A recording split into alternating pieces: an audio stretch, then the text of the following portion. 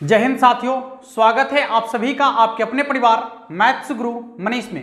दोस्तों, मैं हूं इनके एक्सपर्ट और पिछले वीडियो में हम लोग देख लिए थे कि जो सम्मिश्र संख्या है उसमें आप लोग को सम्मिश्र संख्या के गुना तक बता दिए थे, मापांक बता दिए थे। आज हम लोग शुरुआत करेंगे कि सम्मिश्र संख्या का कोणांक कैसे ज्ञात करें। कोणांक कैसे ज्ञात करें, ठीक है, कोणांक को कैसे ज्ञात करें। अब देखिए, कोणांक निकालने के लिए आपको क्या करना है। मान लिया जाए कि आपको सम्मिश्र संख्या इस रूप में दिया गया है, z बराबर x प्लस वाई आई। मान लेते हैं ऐसा, z बराबर x प्लस वाई आई। अब आपको कहे कि इसका कोणांक निकालना है, आपको कह दे कि इसका कोणांक निकालना है, तो कोणांक निकालने के लिए आपको क्या करना है, ध्यान दीजिएगा। tan इनवर्स जो आपका काल्पनिक वाला पार्ट है उसको ऊपर रखेंगे, आप वास्तविक वाला पार्ट को नीचे रखेंगे। जैसे y को ऊपर रखेंगे या x को नीचे रखेंगे, y बटा x, tan इनवर्स y बटा x।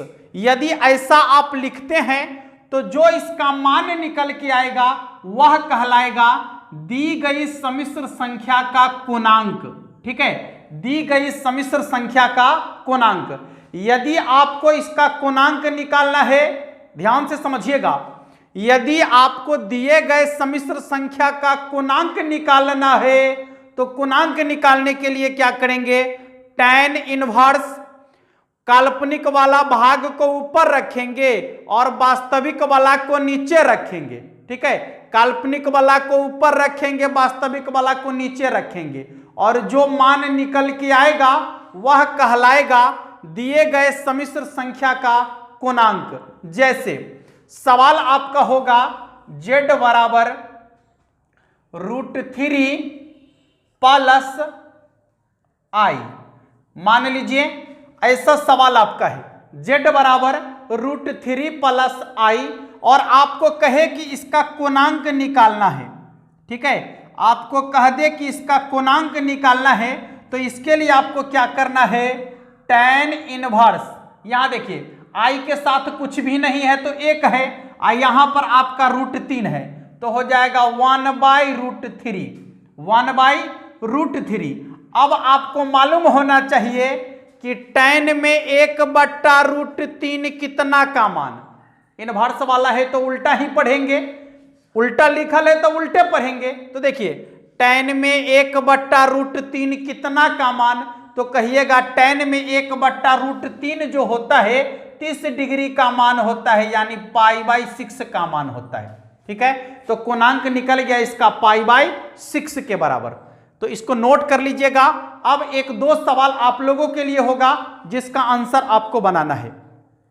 चलिए, सवाल आपका है, एक सवाल यहां लिख रहे हैं, z बराबर 1 प्लस 1i, या फिर i लिख सकते हैं। दूसरा सवाल आपका है z बराबर 1 प्लस √3i। ठीक है, अब ये दो सवाल आपके सामने हैं और इसका आपको निकालना है कोणांक। जल्दी से जल्दी सवाल का आंसर लगाइए सभी लोग, इसका कोणांक आपको निकालना है। जल्दी से आंसर लगा दीजिए सभी लोग, इसका दिए गए सवाल का कोणांक निकालना है आपको। जल्दी से इसका आंसर लगाइए सभी लोग।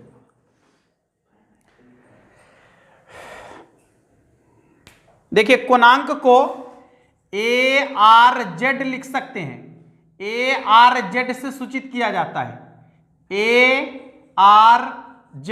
ठीक है, कोणांक को ARZ लिख सकते हैं, या फिर इसको दूसरे तरीके से यह भी लिख सकते हैं। देखिएगा, सॉरी, ARGZ या AMPZ। ठीक है, ARGZ लिखा हुआ रहेगा या AMPZ लिखा हुआ रहेगा, तो आपको समझना है कि कोणांक निकालने के लिए कहा जा रहा है। या फिर AMZ भी लिखा हुआ रहेगा तो भी आपको समझना है कि कोणांक निकालने के लिए कहा जा रहा है। यह सब संकेत है कोणांक का, ठीक से ध्यान से देख लीजिएगा।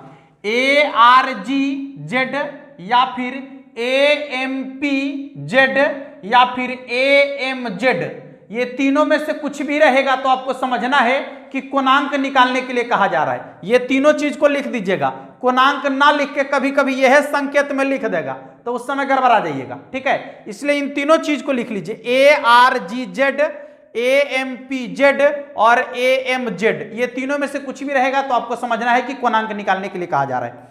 जल्दी से इसको लिख लीजिएगा। सीधे सवाल की ओर बढ़ रहे हैं कि सवाल कैसे पूछा जाता है आपके एग्जाम में, और सीधे सवाल पर बात करेंगे, एक्स्ट्रा कुछ भी बातें नहीं होगी। आप लोग यदि इसको बना लिए होंगे तो एक बार मिला लीजिएगा।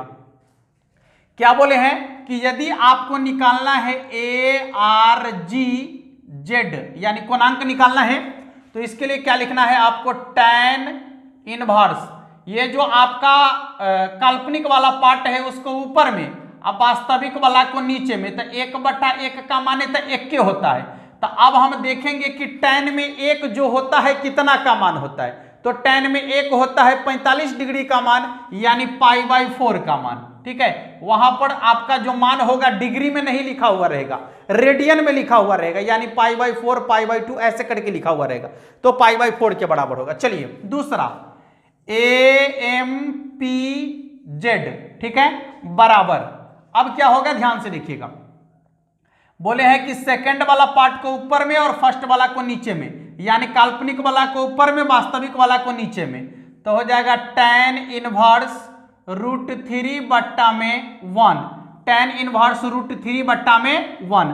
अब आपको पूछा जाए कि ये tan में जो होता है √3 कितना का मान होता है, तो tan में √3 जो होता है आपका, tan में √3 जो होता है 60 डिग्री का मान होता है, यानी π/3 का मान होता है, ठीक है, π/3 का मान होता है। तो इसको नोट कर लीजिएगा सभी लोग।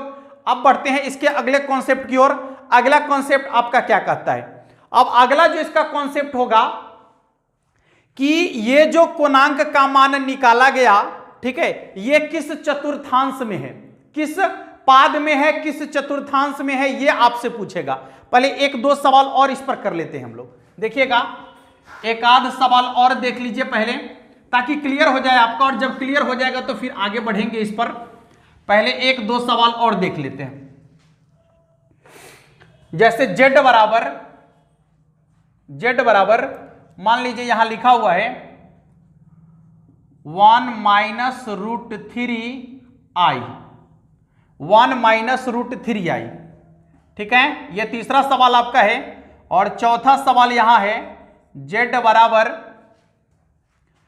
2 + 3i,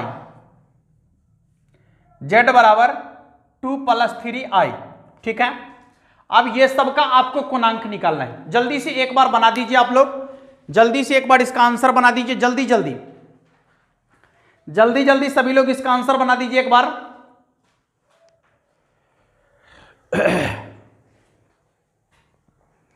सभी लोग इसका आंसर जल्दी से बना दीजिएगा।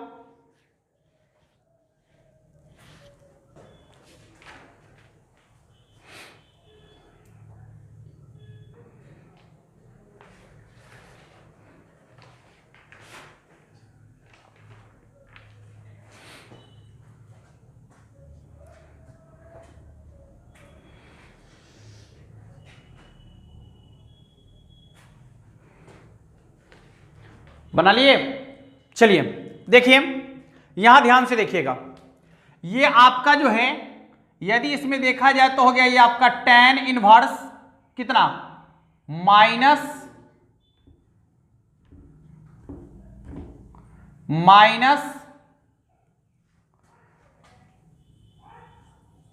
√3 और बटा में कितना है 1 ना, -√3/1।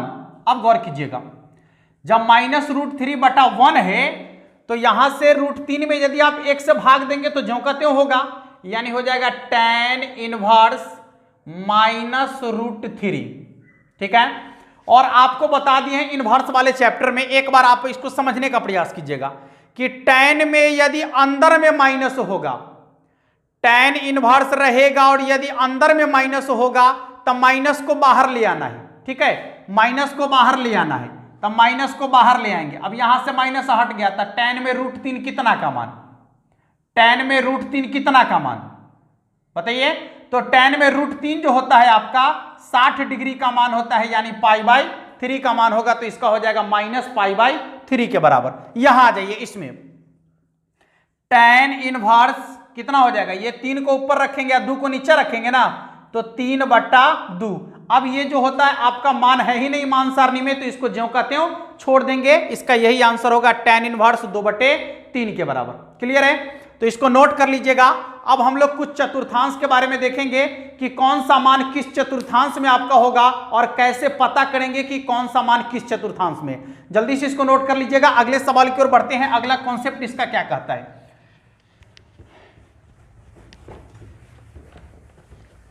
एक एक सवाल पर हम लोग बात करेंगे बारीकी से, बारी बारी से देखेंगे एक एक सवाल को। कॉन्सेप्ट समझते चलिएगा और सवाल आप लोग प्रैक्टिस करते चलिएगा। अपने पास जो भी आपका मटेरियल होगा उससे सवाल को प्रैक्टिस करते चलिएगा। ठीक है, और कोशिश करेंगे कि हम भी आप लोग को जो है कुछ सवाल अलग से दे दें। सबसे पहले तो आइए चतुर्थांश के बारे में थोड़ा सा जानकारी ले लेते हैं हम लोग। आपको मालूम होगा कि ये यदि चतुर्थांश है तो इसको बोलते हैं प्रथम चतुर्थांश, ये होता है द्वितीय चतुर्थांश, ये होता है तृतीय चतुर्थांश, ये होता है चतुर्थ चतुर्थांश। ठीक है, ये चतुर्थ चतुर्थांश होता है। प्रथम चतुर्थांश में ऑल प्लस होता है, आपको मालूम होना चाहिए। यदि आपका मान प्लस में है, पहला वाला भी प्लस है और दूसरा वाला भी प्लस है, सुनिएगा ठीक से, जो z बराबर आपका होता है x + y होगा ना, अरे इसी रूप में ना आपका लिखा हुआ रहता है सम्मिश्र संख्या। तो इसमें यदि ई भी प्लस है, ई भी प्लस है, तो यह प्रथम चतुर्थांश में होता है, क्योंकि प्रथम चतुर्थांश में दोनों प्लस से प्लस होता है ना। अब जब द्वितीय चतुर्थांश में चलेंगे तो ये माइनस में होता है और ये प्लस में होता है, इसलिए x माइनस में और y प्लस में। तो अब क्लियर हो रहा होगा आपका कि यदि पहला माइनस में या दूसरा प्लस में, तो किस चतुर्थांश में होगा, द्वितीय चतुर्थांश में। ठीक है, अब तृतीय चतुर्थांश में दोनों माइनस में होता है ना, तृतीय चतुर्थांश में जब होता है तो दोनों माइनस में होता है, x भी माइनस में और y भी माइनस में होता है ना। ये जो आपका x अक्ष है और ये y अक्ष है, ठीक है, यहां 0 होता है, इधर प्लस वाला होता है और ऊपर भी प्लस वाला होता है। ठीक है, इधर आपका माइनस वाली, ये माइनस वाली और इधर भी माइनस वाली, नीचे भी माइनस वाली, यही कॉन्सेप्ट है इसका। ठीक है, तो ये दोनों प्लस प्लस, ये माइनस प्लस, ये माइनस माइनस, और यहां जो आपका चतुर्थ चतुर्थांश में होता है x का मान प्लस है और y का मान माइनस है, इसलिए हो जाएगा प्लस और माइनस। तो यहां से आपका कॉन्सेप्ट क्लियर हो गया कि कौन जो है किस चतुर्थांश में होगा। देख लीजिए ध्यान से, यदि x भी प्लस में y भी प्लस में तो प्रथम चतुर्थांश, यदि x वाला माइनस में y वाला प्लस में तो द्वितीय चतुर्थांश, यदि x भी माइनस में y भी माइनस में तो तृतीय चतुर्थांश, x प्लस में होगा y माइनस में होगा तो चतुर्थ चतुर्थांश। ठीक है, x यदि प्लस में है और y यदि माइनस में है तो चतुर्थ चतुर्थांश में होगा। क्लियर हो गया सभी का, कोई दिक्कत नहीं है। इसको एक बार नोट कर लीजिए। अब सवाल की ओर बढ़ते हैं हम और सवाल में दिखाते हैं आपको कि कौन सा किस चतुर्थांश में होगा।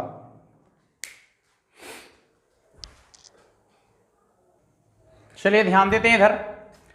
यहां देखिए 4 हम आपको एग्जाम्पल दे रहे हैं। सबसे पहला एग्जाम्पल आपके सामने है, फिर दूसरा एग्जाम्पल लीजिए इसका, z बराबर -1 + √3i, तीसरा z बराबर -1 और -√3i,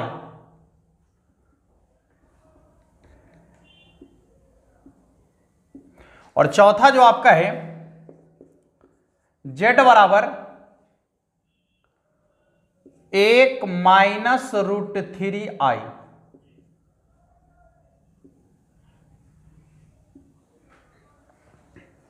ठीक है, चार एग्जाम्पल आपके सामने हैं, पहले आपको समझना है थोड़ा सा।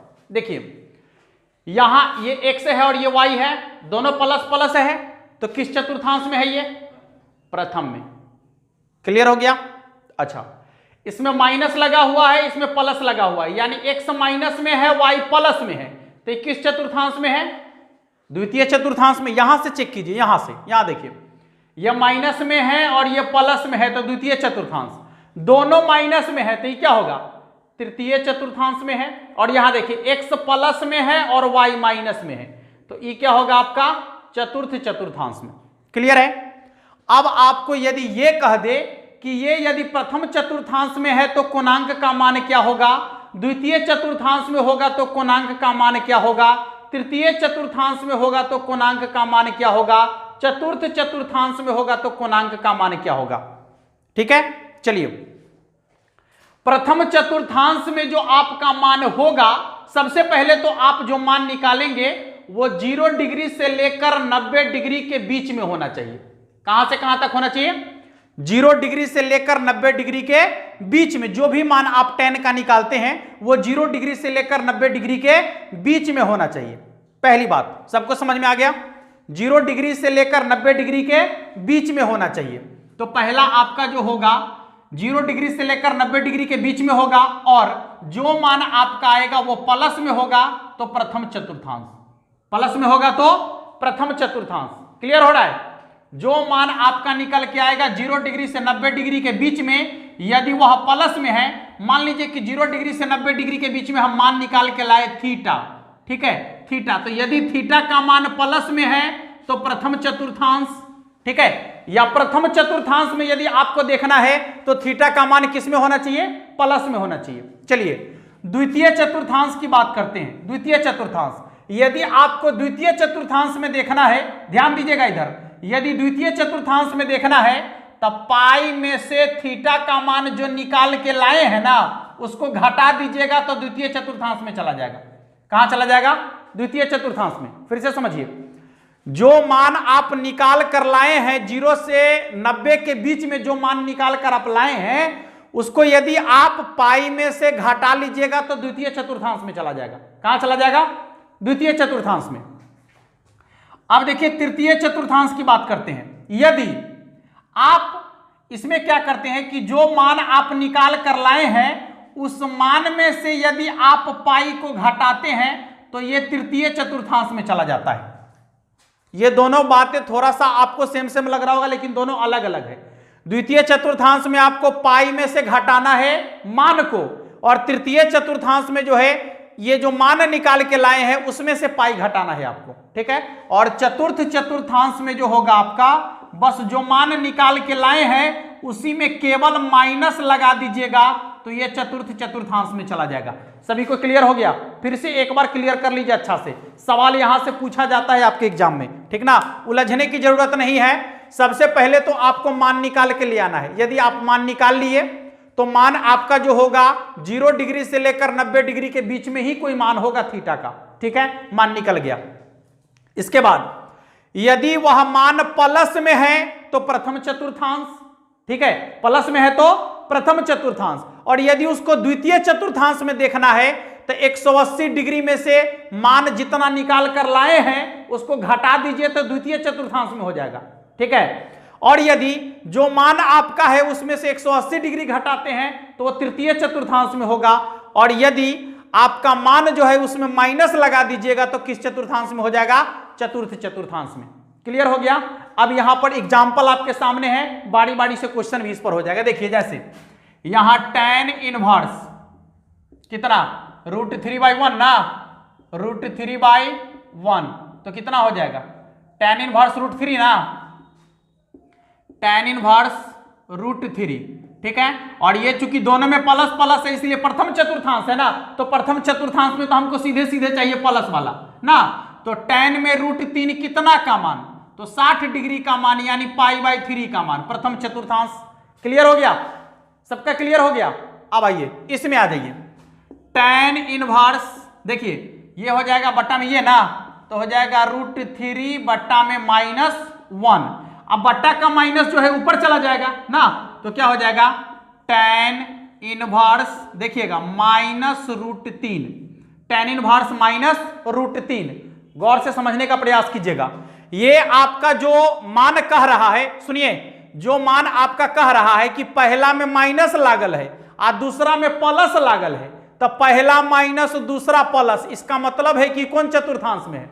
द्वितीय चतुर्थांश में है। तो द्वितीय चतुर्थांश के लिए आपको क्या करना है कि पाई में से मान को घटा लेना है ना। तो जैसे ही पाई में से मान आपका इसे, ये जो π/3 है इसका मान कितना निकल के आएगा? √3 जो है इसका मान कितना निकल के आएगा? π/3 के बराबर ना। तो पाई में से π/3 को घटा लीजिएगा तो कितना हो जाएगा? देखिए 3 पाई में से पाई घटेगा तो कितना हो जाएगा आपका? 2π/3 के बराबर। क्लियर है? सॉरी, इसमें माइनस लगा हुआ, 1 मिनट रुक जाइएगा। देखिए तो ये हो जाएगा आपका 2π/3 के बराबर। अब इधर आ जाइए, ये tan इनवर्स कितना है? -√3 और बट्टा में -1, ये माइनस से माइनस कैंसिल हो गया और बट्टा में 1 है तो कोई फर्क नहीं पड़ता, √3 में 1 से भाग देंगे तो √3 ही होगा। तो ये हो जाएगा आपका tan इनवर्स √3। तो अब आप देखिए कि ये तृतीय चतुर्थांश में, क्योंकि इसमें भी माइनस है इसमें भी माइनस है ना, तो ये तृतीय चतुर्थांश में है। और तृतीय चतुर्थांश के लिए आपको क्या बोले हैं करने के लिए? देखिए तब, देखिए क्या करना है, जो मान निकल के आएगा उसमें से 180 डिग्री घटाएंगे। तो tan में √3 कितना का मान है? π/3 का मान है। अब उसमें से आपको क्या करना है? 180 घटाना है। तो देखिए 3 पाई और यहाँ पाई तो घट के हो जाएगा -2π ना। तो ये हो जाएगा आपका -2π/3 तृतीय चतुर्थांश में चला गया। अब आइए इसकी बात कर लेते हैं। तो ये है आपका tan इनवर्स -√3 बट्टा में 1, तो ये तो -√3 ही होगा, tan इनवर्स -√3। अब ध्यान दीजिएगा, आपको क्या बोले हैं कि जो मान आपका निकल के आएगा उसमें क्या लगा देना है आपको? माइनस ना। तो बस ये माइनस तो यहां दिख भी रहा है, माइनस को बाहर कर दीजिए। tan में √3 कितना का मान? तो 60 डिग्री का मान यानी π/3 का मान, तो निकल गया -π/3। ये आपका चतुर्थांश में कहलाएगा। क्लियर हो गया? तो जल्दी से नोट कर लीजिएगा, और जब भी आपको सवाल ऐसा पूछेगा तो इसको बनाने का यही तरीका है आपका। ठीक है, आप यहां से क्लियर हो लीजिएगा कि किस चतुर्थांश में है, और जिस चतुर्थांश की बात करेगा उसके अनुसार काम कीजिएगा। अन्यथा यदि मान लिया जाए कि आपको सिर्फ ये दे दे, सुनिए ध्यान से सुनिए सभी लोग, यदि आपको सिर्फ ये वाला दे दे, ये वाला, और आपको कहे कि इसका प्रथम चतुर्थांश में कोणांक का मान क्या होगा, तो ज्यों का त्यों। द्वितीय चतुर्थांश में क्या होगा, तो पाई में से घटा देंगे। तृतीय चतुर्थांश में क्या होगा, तो जो मान है उसमें से पाई घटा देंगे तृतीय चतुर्थांश में। चतुर्थ चतुर्थांश में क्या होगा, तो इसी में माइनस लगा देंगे तो चतुर्थ चतुर्थांश में। क्लियर हो गया? सभी को समझ में आ गया? चलिए जल्दी से नोट कर लीजिए इसको। अब बढ़ते हैं अगले कॉन्सेप्ट की ओर। चलिए अगला जो आपका टॉपिक है सम्मिश्र संख्या का संयुग्मी, और उसको अंग्रेजी में यदि कहेंगे तो कंजुगेट। इस शब्द से यदि आप इसको नहीं पहचान पाएंगे तो यहां जो लिखा हुआ है इससे जरूर पहचान पाइएगा।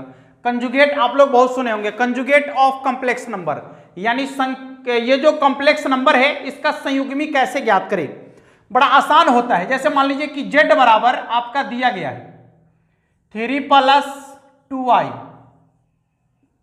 ठीक है, और जब इसका संयुग्मी निकालना हो, आपको संयुग्मी निकालना हो यानी इसका कंजुगेट निकालना हो, तो z के ऊपर में ऐसे डैश लगाएंगे और यही डैश जो है आपको दिखाएगा कि ये जो है इसका संयुग्मी है। और बड़ी आसान होता है संयुग्मी निकालना। देखिएगा पहला वाला यानी जो x लिखल है, जो मान यहां पर है वो सेम टू सेम लिखना है, सेम टू सेम। दूसरा वाला भी सेम टू सेम, दूसरा वाला भी सेम टू सेम, केवल अंतर होगा तो चिन्ह का। यदि यहां प्लस होगा तो यहां माइनस, और यहां माइनस होगा तो यहां प्लस। ठीक है, ऊपर में प्लस है तो नीचे में क्या लिखेंगे, माइनस। यानी सब कुछ सेम टू सेम होगा, खाली बीच वाला का चिन्ह बदलेगा। ठीक है, बीच वाला चिन्ह आपका बदल जाएगा, तो यही कहलाएगा। ये जो पहले कॉम्प्लेक्स नंबर था इसका ई क्या है, संयुग्मी है ना, इसका ई क्या है, संयुग्मी है, यानी इसका ई कंजुगेट है। क्लियर हो गया, इसका ई क्या है, कंजुगेट है। अब देखिए यहां से आपका सवाल कैसे पूछा जाता है कि z + जेड का संयुग्मी, देखिएगा एक कॉन्सेप्ट हम आपको बता रहे हैं, जेड प्लस जेड का संयुग्मी का मान कितना के बराबर होता है। देखिए जेड प्लस जेड का संयुग्मी का मान कितना के बराबर होता है, ध्यान दीजिएगा। तो इसका मान जो होता है, पहले आप इसको जोड़ लीजिए, जोड़ेंगे तो कितना हो जाएगा, 3 और 3 6। यहां देखिएगा 2i में से 2i घट गया, 2i में से 2i घटेगा ना, जब जोड़ेंगे तो घटेगा ही घटेगा ना, तो घट गया तो क्या हो जाएगा आपका 0 ना, तो 0 को ना लिखते हैं, ठीक है, 0 को नहीं लिखते हैं, उसको छोड़ देते हैं। तो यहां जेड प्लस जेड का संयुग्मी का मान कितना के बराबर आ गया, 6 के बराबर। चलिए इसको नोट कर लीजिए, इस पर एक कॉन्सेप्ट आपको बताते हैं, अभी जल्दी से नोट कर लीजिए इसको।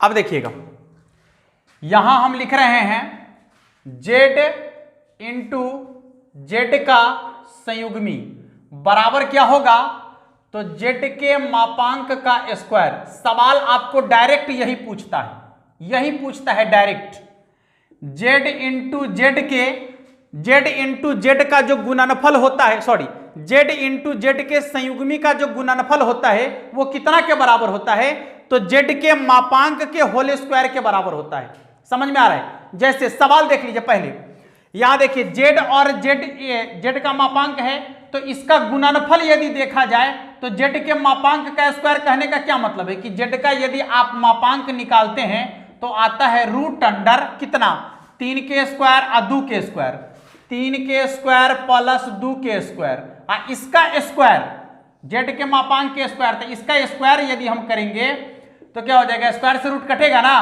तो 3 के स्क्वायर हो जाएगा 9 और 2 के स्क्वायर 4, यानी 9 4 13 के बराबर। डायरेक्ट सवाल आपका यहां से पूछता है, ठीक है। जेड और जेड के संयुग्मी का गुणनफल जो होता है वो जेड के मापांक के स्क्वायर के क्या होता है, बराबर होता है, ठीक है। अब इसको सिद्ध करके देख लीजिए, सिद्ध करने की जरूरत नहीं है, डायरेक्ट आप इसको देख लीजिए, सिद्ध करने की कोई जरूरत नहीं, नोट कर लीजिए। आप इसको गुना करके एक बार चेक कर लीजिएगा तो आपको पता चल जाएगा। जल्दी से लिख लीजिए इसको। चलिए सवाल देखिएगा, z बराबर 5 प्लस 3i, तो आपको मान निकालना है z इंटू जेड के संयुग्मी बराबर क्या होगा। देख लीजिए सीधा सवाल पूछेगा, एक गो मान देगा और आपको ये पूछ लेगा, तो आपको घबराने की जरूरत नहीं है। उस समय आप सीधा सीधा इसका मान निकाल दीजिएगा। और दूसरा सवाल आप ये भी बनाइएगा, z प्लस जेड का संयुग्मी बराबर क्या होगा। जल्दी से जल्दी इसका मान बना लीजिए सभी लोग, जल्दी से जल्दी इसका मान बनाइए, जल्दी से जल्दी इसका मान बनाइए सभी लोग।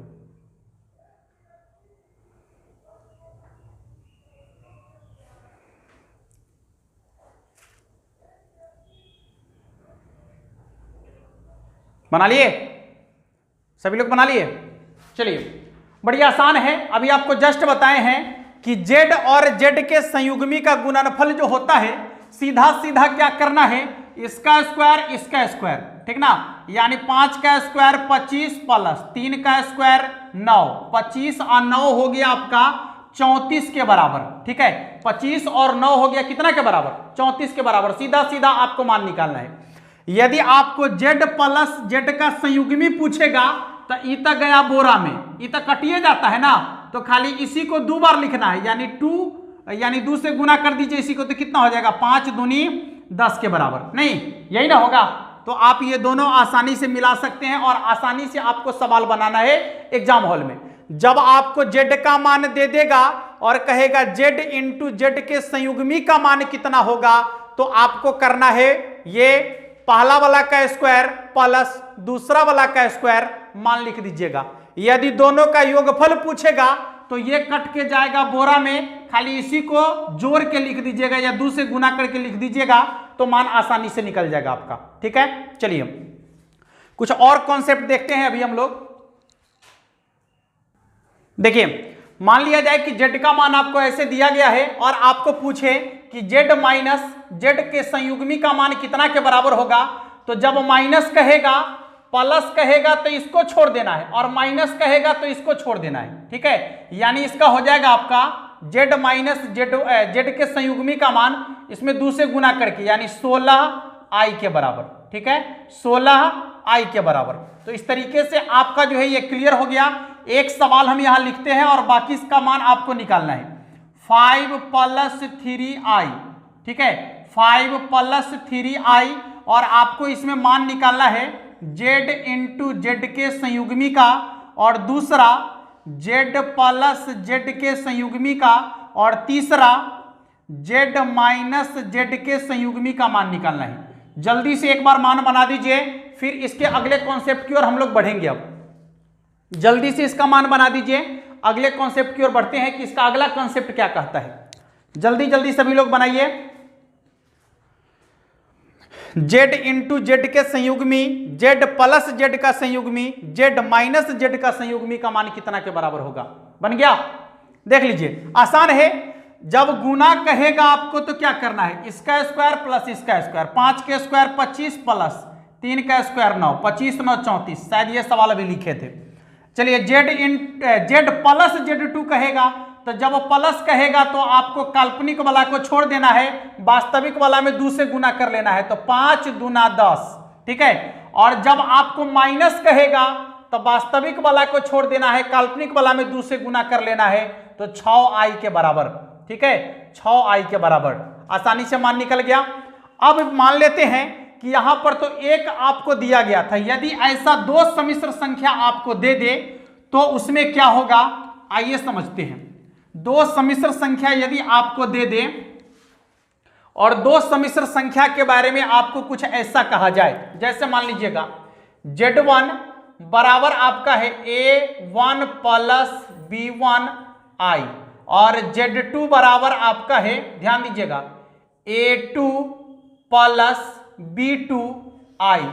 और तब यदि आपको ये इसका संयुग्मी यानी z1 का संयुग्मी क्या हो जाएगा, आप आसानी से बता सकते हैं। केवल बीच वाला का चिन्ह बदलना है, शुरू वाला ज्यों का त्यों रहेगा, अंतिम वाला अंक ज्यों का त्यों रहेगा, बीच वाला का खाली चिन्ह बदल देना है। तो ये हो जाएगा आपका a1 - b1i, और z2 बराबर हो जाएगा आपका a2 - b2i। यदि ऐसा है, ठीक है, यदि ऐसा है तो इसमें कॉन्सेप्ट आपका बनता है। देखिए क्या कॉन्सेप्ट बनता है, डायरेक्ट सवाल आपको यहां से पूछा जाता है, ये कॉन्सेप्ट ही पूछा जाता है, इस पर सवाल नहीं होता है, इस पर डायरेक्ट कॉन्सेप्ट पूछा जाता है। पहला कॉन्सेप्ट, z1 + z2 का संयुग्मी, यानी दोनों को आपस में जोड़कर यदि आप उसका संयुग्मी निकालते हैं तो उसका मान जो होता है z1 के संयुग्मी प्लस z2 के संयुग्मी के बराबर होता है। संयुग्मी बोले तो कंजुगेट के बराबर होता है। यदि दूसरा कॉन्सेप्ट देखा जाए तो z1 - z2 का संयुग्मी बराबर होता है z1 का संयुग्मी माइनस z2 का संयुग्मी। तीसरा कॉन्सेप्ट यदि इसमें देखा जाए z1 × z2 का संयुग्मी बराबर होगा आपका z1 का संयुग्मी × z2 का संयुग्मी, ठीक है। देख लीजिएगा, अब ये 3 कॉन्सेप्ट पहले नोट कर लीजिए आप सभी लोग। देखिए यदि आप इसमें चौथा कॉन्सेप्ट देखते हैं तो z1 / z2, ठीक है, z1 / z2 का यदि संयुग्मी देखा जाए, होल संयुग्मी, z1 / z2 का यदि संयुग्मी देखा जाए तो यह होगा z1 के संयुग्मी बटा z2 के संयुग्मी के बराबर। बड़ा आसान है, इस कॉन्सेप्ट को रटने की जरूरत नहीं है, आप आसानी से देख सकते हैं। सवाल डायरेक्ट आपको यहां से पूछा जाता है, जोर में रहेगा तो दोनों को अलग अलग, अरे बीचे से काट के हटा दो, देखो दोनों पर नहीं दिख रहा है, दोनों पर नहीं दिख रहा है, z1 + z2 हो गया। यहां से बीचे से काट के हटा दो, दोनों पर आपको अलग अलग दिख रहा है। ये गुना वाला है तो यो बीच से काट के हटा दो, दोनों पर दिख रहा है। बट्टा वाला है तो दोनों पर लगा दीजिए, ठीक है। तो जब भी आपको ये दे देगा तो पूछेगा इसके बराबर में क्या होगा, आपको ये सवाल कभी नहीं छूटना चाहिए। अब आसानी से बन जाएगा। टोटल प्लस में रहेगा तो दोनों को अलग अलग कर दीजिएगा संयुग्मी के साथ, माइनस में रहेगा तो यो दोनों को अलग अलग कर दीजिएगा, ठीक है। गुना में रहेगा तो यो अलग अलग कर देना है, और भाग में रहेगा तो यो क्या कर देना है, अलग अलग कर देना है। आसानी से आपका मान निकल जाएगा, ठीक है। आइए इसके अगले कॉन्सेप्ट की ओर बढ़ते हैं। चलिए अब देखते हैं हम लोग मापांक के गुणधर्म को एक बार देख लेते हैं और आज यहां पर खत्म करेंगे इसको। मान लिया जाए कि Z1 और Z2 दो आपके पास सम्मिश्र संख्या है, तो यदि आपने Z1 का मापांक निकाला और Z2 का मापांक निकाला, ठीक है, Z1 का मापांक निकाला और Z2 का मापांक निकाला, कॉन्सेप्ट यहां बनता है, देखिएगा कि Z1 इंटू Z2 का मापांक का मान जो होता है Z1 के मापांक और Z2 के मापांक के गुणनफल के बराबर होता है, ठीक है। दूसरा देखिएगा कि यदि इसमें दूसरा आपका देखा जाए कि Z1 बट्टा में Z2 का मापांक, यानी पहले आप दोनों संयुग्मी को दोनों कॉम्प्लेक्स नंबर को एक बार भाग कर दिए, Z1 में Z2 से भाग दे लिए और भाग देने के बाद उसका मापांक निकाले, तो इसका मान कितना के बराबर होगा, तो Z1 के मापांक बट्टा में Z2 के मापांक के बराबर होगा, ठीक है। Z1 के मापांक बट्टा में Z2 के मापांक के बराबर होगा। लेकिन यदि इसके योगफल की बात की जाए, Z1 प्लस Z2 के योगफल की बात की जाए, तो ये दोनों का जो मापांक होता है ये छोटा और बराबर होता है Z1 के मापांक प्लस Z2 के मापांक से, ठीक है। Z1 और Z2 को जोड़कर यदि उसका मापांक निकालते हैं तो इसका मान जो होता है Z1 के मापांक प्लस Z2 के मापांक से छोटा होता है और उसके बराबर होता है। ये तो सेम होता है, लेकिन इसमें आपको थोड़ा सा बदलाव दिखेगा कि ये वाला छोटा होगा और ये वाला बड़ा होगा। बराबर भी हो सकता है लेकिन बड़ा कभी नहीं होगा इधर, और इधर जो है हमेशा बड़ा होगा या बराबर हो सकता है। नोट कर लीजिएगा, ये तीन कॉन्सेप्ट सवाल आपको डायरेक्ट यहां से पूछा जाता है। और आज के लिए हम लोग इतना ही देखेंगे। बाकी आप लोग को करना क्या है, क्वेश्चन का प्रैक्टिस करना है, लगातार प्रैक्टिस करते रहिए सभी लोग। जो भी क्वेश्चन आप लोग के सामने इस कॉन्सेप्ट पर बनता है, कॉन्सेप्ट का प्रैक्टिस करते रहिए और जितना सवाल हो सके ज्यादा से ज्यादा बनाने का प्रयास कीजिए। फिर मिलेंगे अगले वीडियो में। हाँ, और यदि आपको वीडियो पसंद आया हो तो चैनल को सब्सक्राइब कर लीजिएगा और बेल आइकन को दबाना नहीं भूलिएगा और ऑल नोटिफिकेशन को ऑन रखिएगा ताकि जो भी वीडियो हम डालेंगे उसका नोटिफिकेशन सबसे पहले आप तक पहुंचे। फिर मिलते हैं अगले वीडियो में, तब तक के लिए जय हिंद।